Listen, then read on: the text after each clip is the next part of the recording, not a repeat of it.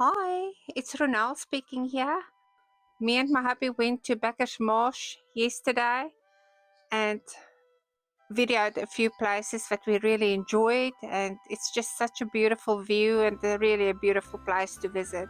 So thank you, Tiggy, for putting it all together. I did the videoing and he's doing all the chatting. Hope you guys enjoy. The town is named after Captain William Bacchus, who moved to the area in 1838 from Tasmania, or Van Diemen's Land as it was then known. He was a sheep farmer.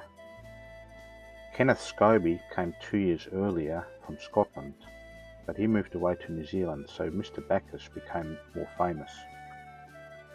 And his manor still stands in the town. It's a very nice house, and it sold for about $1.5 million recently. And it's very nice. I haven't been there, but here's a photo of it.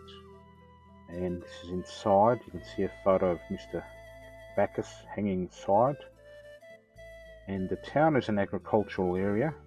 There's stone fruit, berries, apples. It's in a valley, and here's, as you're driving into the start of the town, there's a 2.9 kilometre Avenue of Honour. It's the second longest Avenue of Honour in Victoria, and it's dedicated to the World War I soldiers. Now, not all of them died, but there's 281 Dutch and Canadian elm trees. It's a very lovely entry into the town. Every tree is dedicated to a person, and a plaque is attached to every tree. Some of them are falling apart due to age, so they're being replanted. So every now and then you get a small one. Also on the left hand side, as you come into town from Melton, there's a nice smokehouse. Now we've been there before. It was a lovely meal where you get shredded meat and things like this. It's worthwhile popping in. It's a little bit on the pricey side, but that's just the cost of living these days. But it's a lovely atmosphere there, and I recommend going there. We didn't have lunch yesterday, but we've been there before, like I said.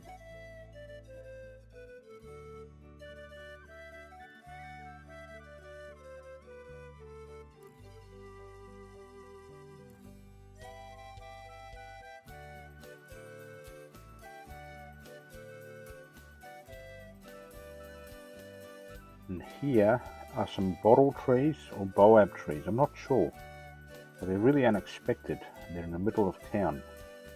I think it would be a great place to get a photo opportunity every year with your family.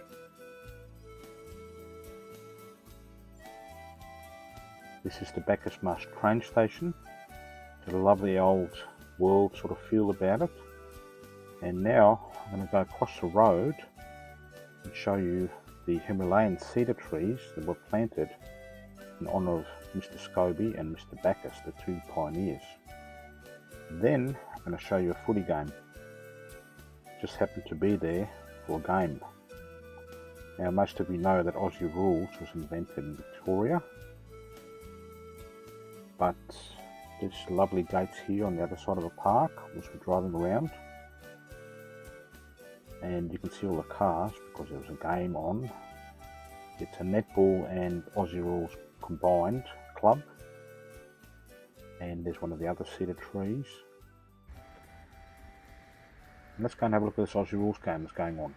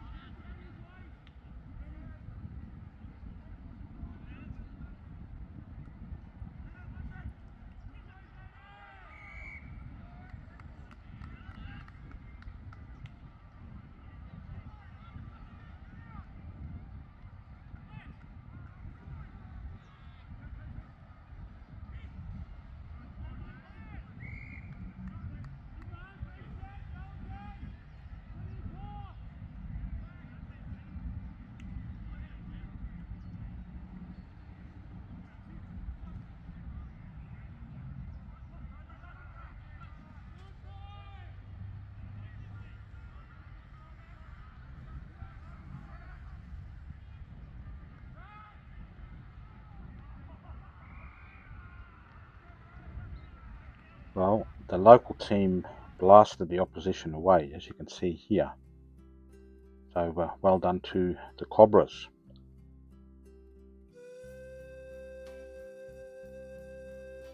So I'd heard about this 1,000 steps and I was a bit lazy, so we tried to drive to the top. I got to a place on Natasha Close in Darley, and this is the view looking over towards Melton where we live. It's a lovely view up there. It's not quite the top of the 1,000 steps, but it's pretty close. You can walk from here to the 1,000 steps, but this is the closest that I could get in the car. There's a bit of rain around as well, so I didn't really want to get wet, but I do want to come back another day and actually do the 1,000 steps. Lovely view of the town. I believe it's actually 1,016 steps.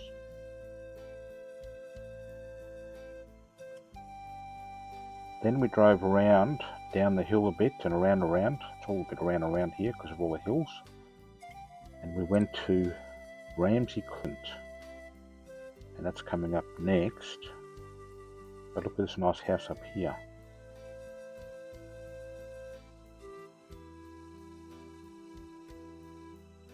Couldn't drive up here, it's too muddy. I didn't want to get bogged.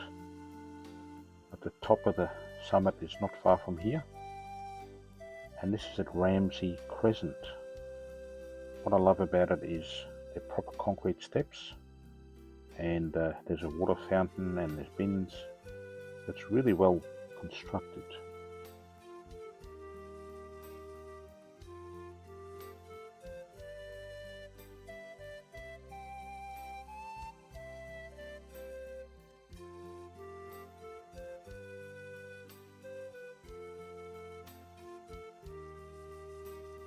Then we went to Swan Street.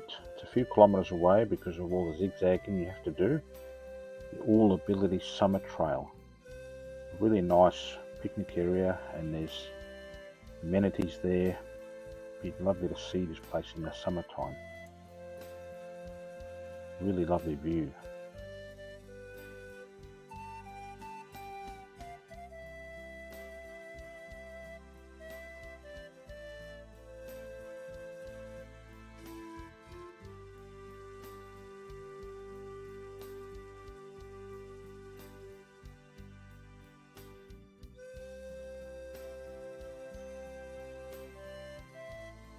Check out that view down the valley. We went back into town.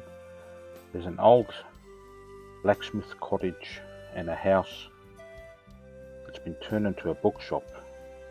Now it's only open on Saturdays, and the cottage is being restored by the funds from the bookshop. So go down and support them if you're a local.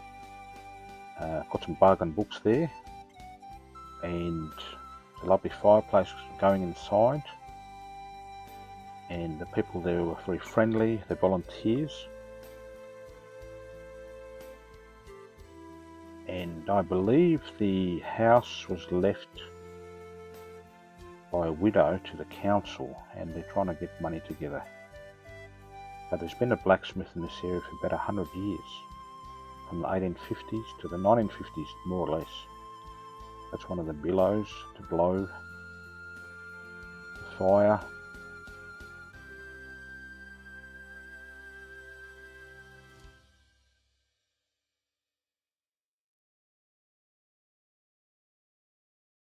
Just having a bit of a look around. All sorts of books in here, old ones, fiction, non-fiction. Free entry. But yeah, buy a book and support the restoration of this building and the one next to it, the old house.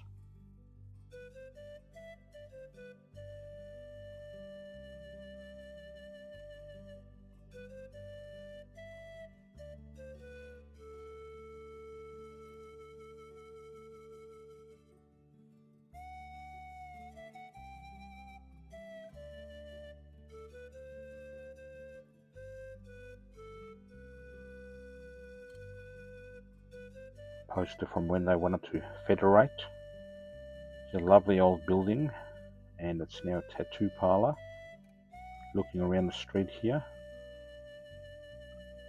and there's a Anglo-Boer War memorial, lovely granite monument. Just a shame that it was an unjust war and many innocent people died. Shame we as a country fought for the wrong side. But anyway, that's history.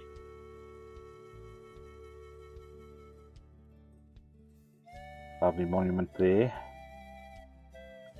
to the Victorians who went to South Africa. But as a South African, obviously, I'm going to say they fought for the wrong side. Here's a lovely old church. Now this is the Holy Trinity Anglican Church. Not that one, that's the Presbyterian Church. This one. And this is where the first cemetery was, and I believe there's about 30 people buried here, and I understand that the church is actually built on top of the cemetery, which is a bit creepy. Not sure I'd want to sort of go to that church.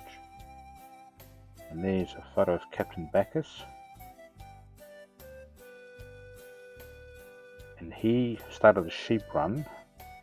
Apparently in those days, if you built a homestead, you had 3 miles around it, so he basically claimed this area. And this is his grave. And he lived a very long time ago, 1782 to 1849.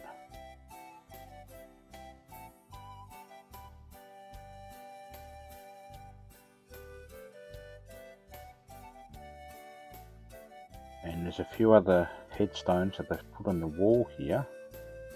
And one of them I thought was quite interesting because it was from 1788. January 1788, and if you know anything about Australia, that's when the country was started. So perhaps the person was born on the way here, part of the First Fleet. Not really sure, but it's a long time ago either way. So it's a lovely way that they've restored the headstones. And I've seen something similar in Tasmania, but there's a much bigger cemetery there. Because of course headstones fall over and it gets a bit sad.